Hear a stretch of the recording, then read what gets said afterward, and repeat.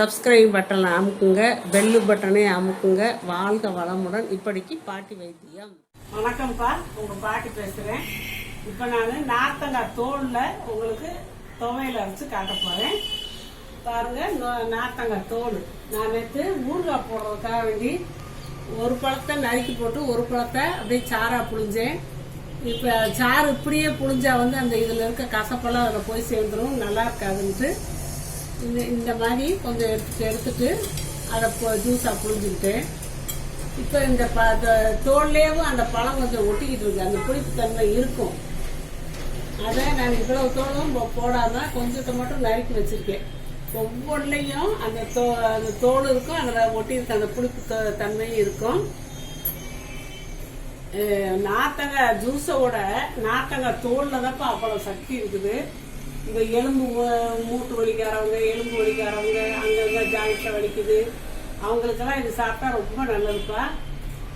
இது கருப்பு உளுந்து, வெள்ளை உளுந்தும் நீங்கள் போடுறதா போட்டுக்கலாம். வீட்டில் கருப்பு உளுந்து உடச்ச உளுந்து இருந்துச்சு, அதை போட்டுக்கிட்டேன். கருவேப்பிலை அதுவும் நல்லது தான் உடம்புக்கு, வாசமாகவும் இருக்கும் வச்சு அரைச்சா. பூண்டு வச்சுருக்கேன், 2 கார மிளகா வச்சுருக்கேன், காஞ்ச மிளகா. இது உங்களுக்கு காரம் கூட குறைய வேணா வச்சுக்கோங்க. எங்களுக்கு இது போதும், புளிப்பு தேவையில்லை. ஏன்னா இதுலேயே புளி இருக்கிறதுனால புளி, மற்ற சட்னிக்கெல்லாம் துவையலுக்கெல்லாம் நம்ம புளி வைப்போம், இது புளிப்பு தேவைப்படாது. இதை இப்போ நான் காட்டுறேன் செஞ்சு.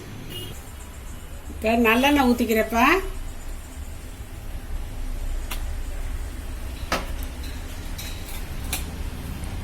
நல்லெண்ணெய் ஊற்றி இதை வதக்கலாம்.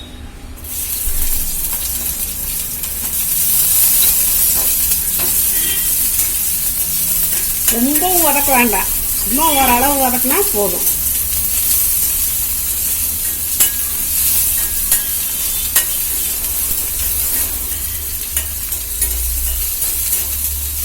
வதக்குனா அதில் இன்னும் கொஞ்சம் நல்ல மனம் இருக்கும். அதுக்கு தான் வதக்கிட்டேன். ரொம்ப நேரம் நான் வதக்கலை, போட்டு கொஞ்சம் நேரம் ஒரு நிமிஷம் வதக்கிட்டு விட்டுட்டேன்.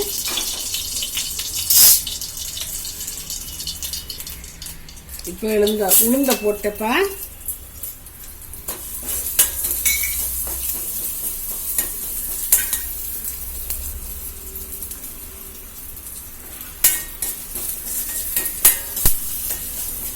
உளுந்து கொஞ்சம் பாதி வறுத்த பிறகு நம்ம கருவேப்பிலையும் கூட போட்டு வறுத்துக்கலாம்.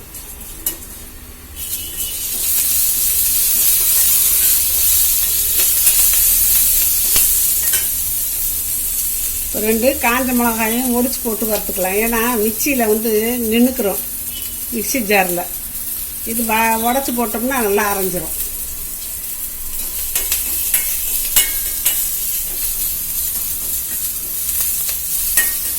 வாசம் கம்மன்னு வருதுப்பா.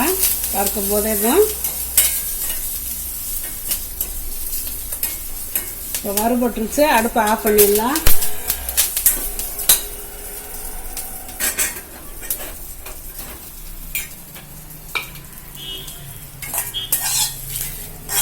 பூண்டெல்லாம் வதக்க வேணாம், பூண்டெல்லாம் பச்சையாக தான் போடணும். ஏற்கனவே பச்சை பூண்டு சாப்பிட்டா நல்லது, நம்ம சாப்பிட மாட்டோம்.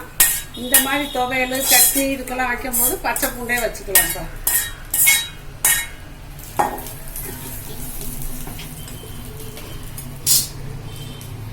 பூண்டை இதில் போட்டேன். கொஞ்சம் தேவையான அளவு உப்பும் போட்டு நான் ஆற வச்சு உங்களுக்கு அரைக்கிறேன். வாசம் கம்மன்னு இருக்குப்பா. இல்லை, இதுக்கு தேவையான அளவு உப்பு போட்டாச்சு, ஆற வச்சு நான் அரைச்சிட்டேன். பாரிடுச்சுப்பா. எல்லாத்தையும் கொட்டி அளவா தண்ணி ஊற்றி அரைச்சி வச்சுக்கிற வேண்டியதுதான்.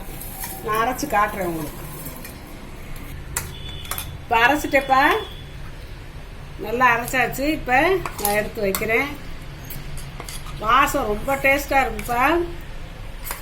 இது நம்ம குழம்பு சாதத்துக்கு, தயிர் சாதத்துக்கு, சாம்பார் சாதத்துக்கு, சும்மா வெறும் சாதத்தில் கூட போட்டு பிசைஞ்சு நம்ம சாப்பிட்டுக்கலாம் குழம்புக்கு பதிலாக.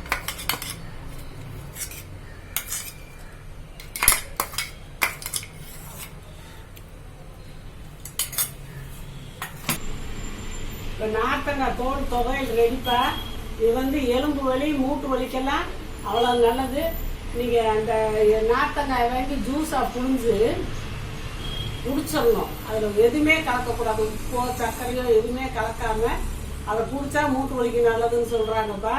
அதை விட அந்த தோல் ரொம்ப நல்லதுப்பா. நம்ம தோலில் ஒட்டியிருக்க அந்த புளிப்போடு சேர்த்து நம்ம புளி வைக்காமல் இந்த இதெல்லாம் போட்டு இந்த பொருளெல்லாம் போட்டு அரைக்கவும் சூப்பராக இருக்குது. வாசம் பார்த்தீங்கன்னா அப்படி ஊறவே தூக்குது, அவ்வளோ ஒரு வாசம். இதை நீங்கள் சாத்துலையும் போட்டு பிசைஞ்சு சாப்பிட்டுக்கலாம். சாம்பார் சாதம், தயிர் சாதம், ரசம் சாதம் எல்லாத்துக்கும் போட்டுக்கிறாங்க. இப்படி சொல்லும் போதே எனக்கே நாக்கு ஊறுதுப்பா, அவ்வளோ டேஸ்ட்டாக இருக்குது. இந்த மாதிரி செஞ்சு நீங்கள் சாப்பிடுங்க. நார்த்தங்காய் வந்து உடம்புல அடிக்கடி சேர்த்துக்கோங்க. அந்த காலத்து உடம்பு எப்படியோ 4000 5000 வருஷத்துக்கு முதல் இது நம்ம நாட்டில் இருந்ததாமா. அப்போ இருந்து பாரம்பரியம். அதுக்கப்புறம் தான் எலுமிச்சம்பழம், ஆரஞ்சு பழம், சாத்துக்குடி எல்லாம் வந்தது. இது பாரம்பரியமான பழம், பாரம்பரியமான தொகையில். இதை அரைச்சி நீங்கள் சாப்பிட்டு பழகுங்க, உடம்புக்கு ரொம்ப நல்லது. வாழ்க வளமுடன். சப்ஸ்கிரைப் பட்டனை அமுக்குங்க, பெல்லு பட்டனை அமுக்குங்க. வாழ்க வளமுடன். இப்படிக்கு பாட்டி வைத்தியம்.